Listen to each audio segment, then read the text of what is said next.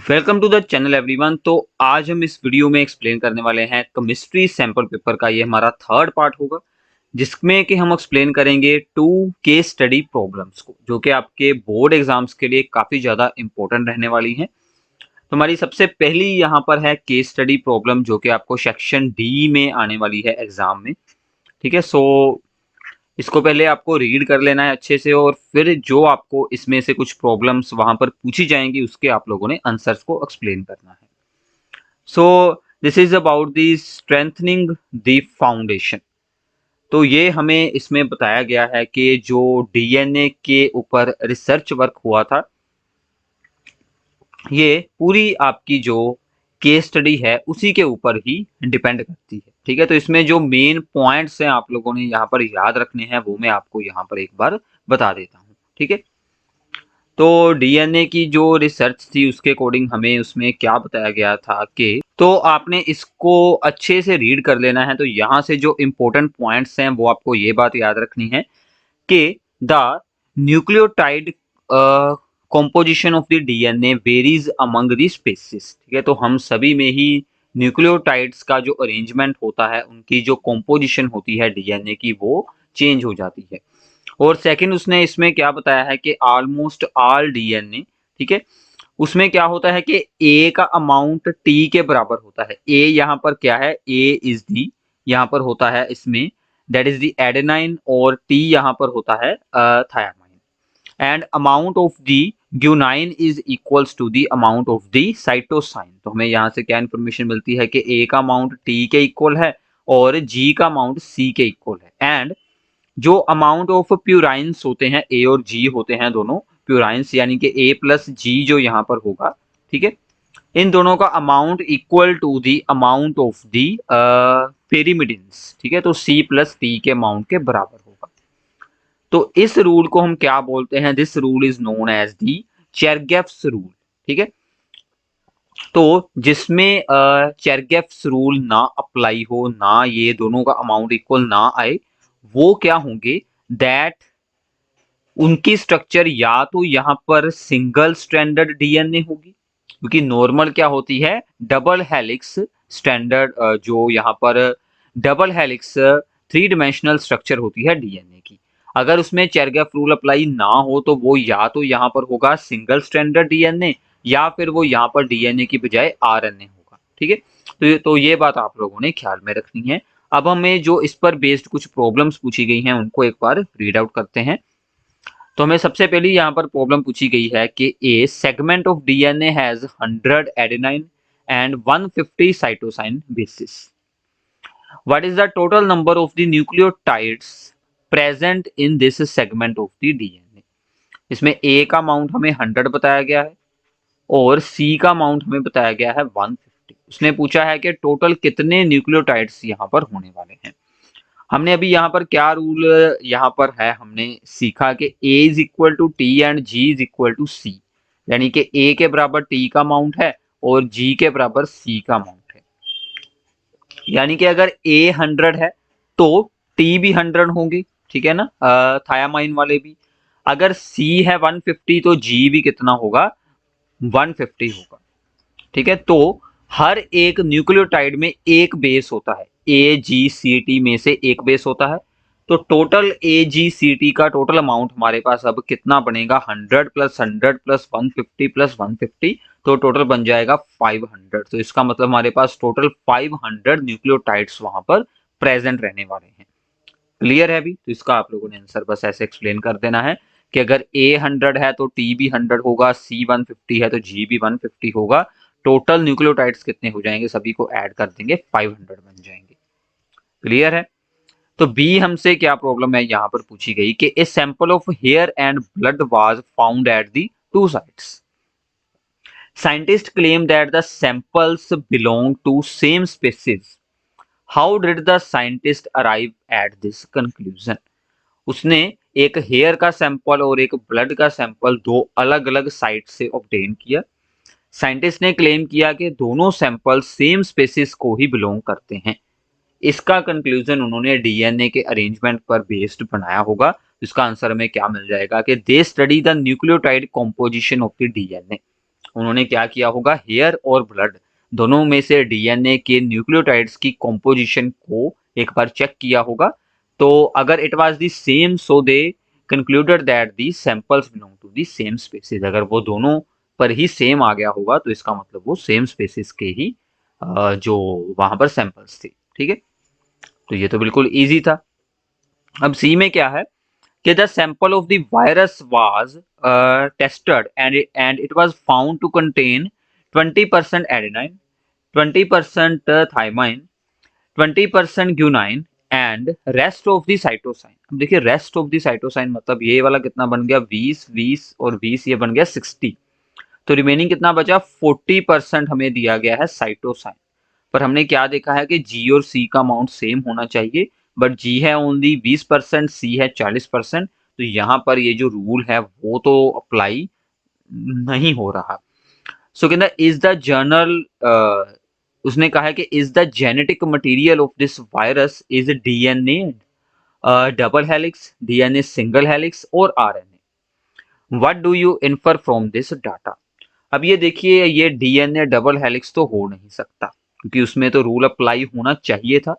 तो इनमें से दो ऑप्शन बचते हैं, आरएनए या फिर डीएनए। देखिए अगर ए जी सी टी सभी प्रेजेंट है तो ये आरएनए भी नहीं हो सकता क्योंकि उसमें एक बेस अलग होता है, तो ये डीएनए सिंगल हेलिक्स होगा। ठीक है, तो जी का अमाउंट सी के इक्वल है नहीं, so this is not the double helix. The bases pairs are A T G C जो हमें दिए गए हैं।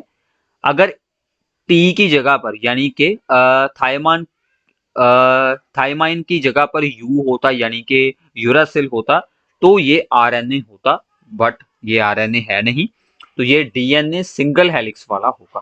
ठीक है, तो virus is the single helix DNA virus. ठीक है, अभी सिर्फ इतना आप लोगों ने अंडरस्टैंड करना है।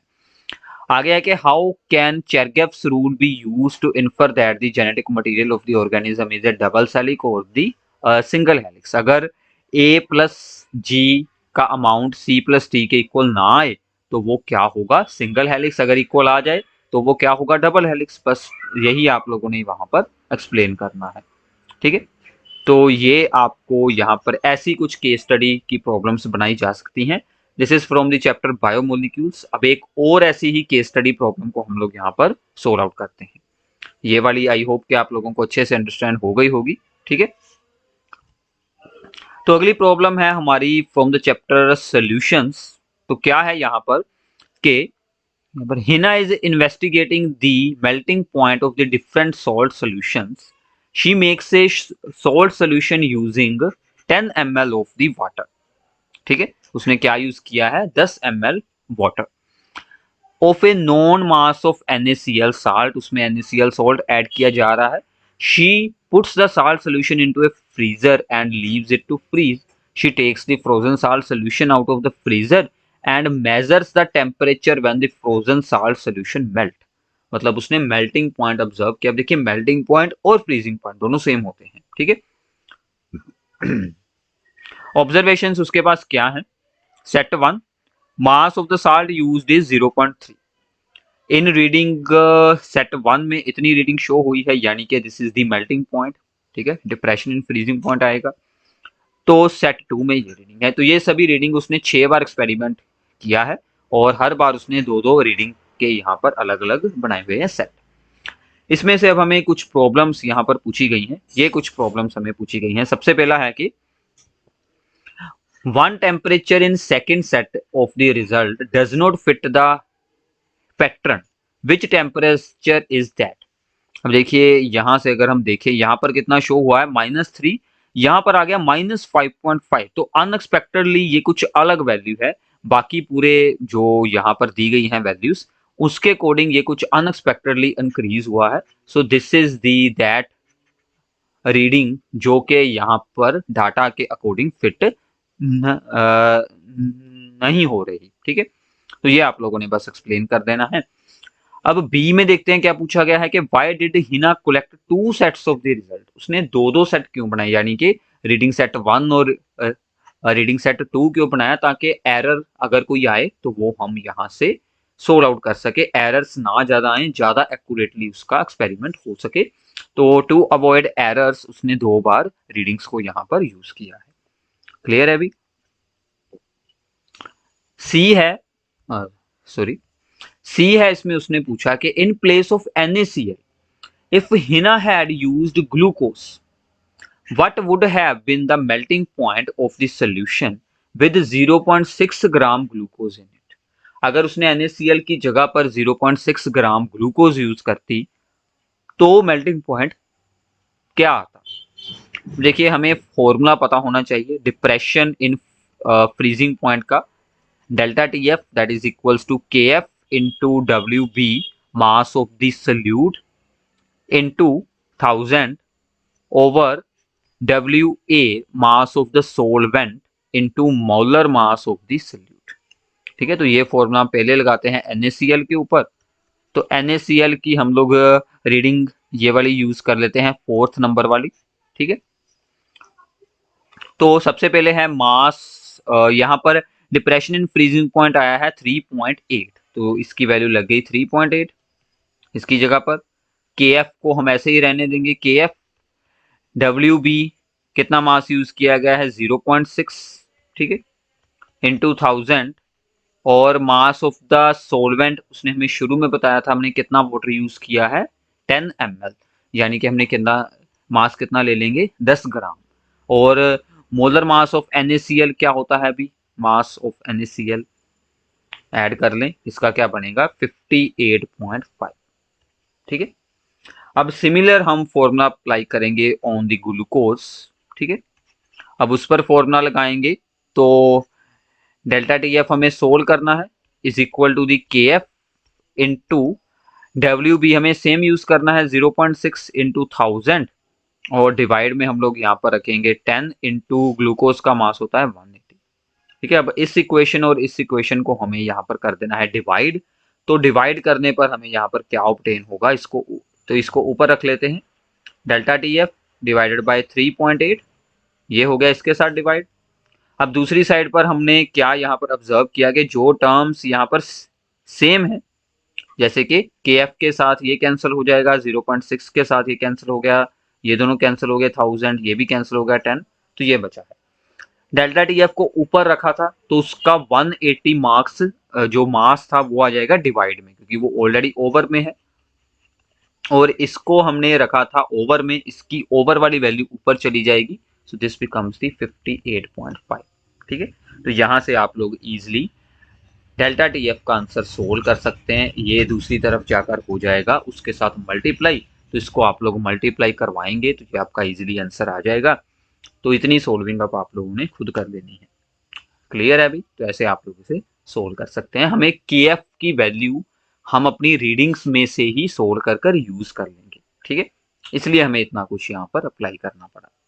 ओके, अभी अब इसके बाद उसने पूछा है कि what is the predicted melting point if 1.2 gram of salt is added to this ml of water. मतलब सेम में अगर 1.2 ग्राम हम लोग सोल्ट ऐड करते हैं तो आपके अकॉर्डिंग कितना मेल्टिंग पॉइंट में चेंज आना चाहिए। ठीक है,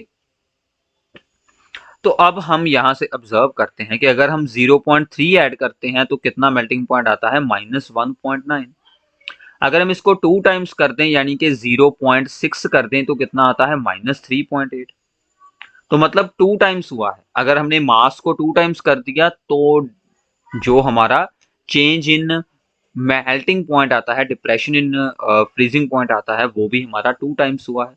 सो इसका मतलब अगर हम यहाँ पर कर देते 1.2 तो इसके 2 टाइम्स यहाँ पर क्या आएगा 7.6, तो कितना आ जाएगा -7.6। तो इसको बस आप लोगों ने यही एक्सप्लेन कर देना है, तो यही आपका आंसर आ जाएगा। जस्टिफाई का मतलब होता है ये दोनों रीडिंग्स आप लोगों ने वहां पर एक्सप्लेन कर देनी है कि अगर इतना मास लिया था तो इतना मेल्टिंग पॉइंट था, इतना रखेंगे तो इतना आएगा। तो वो एक्सपेक्टेड है कि अगर हम 2 टाइम्स मास कर दें, क्योंकि 0.6 इंटू 2 कितना हो गया 1.2, तो इसको भी 2 के साथ मल्टीप्लाई होगी 7.6 बन गया। ठीक है, क्लियर है अभी?